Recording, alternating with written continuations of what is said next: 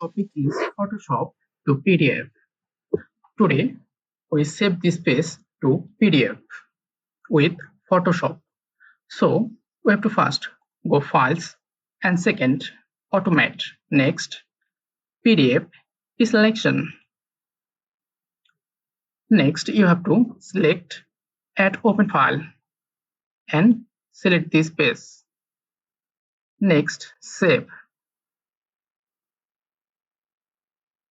Next, you have to select Name. I give the name. Next, select folder which you save it. Okay, I selected desktop and next save.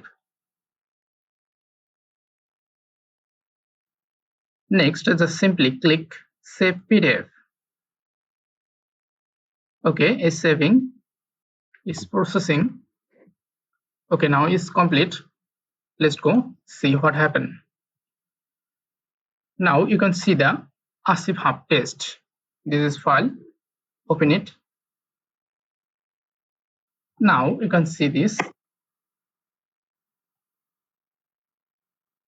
test 1 is working. Thank you everyone.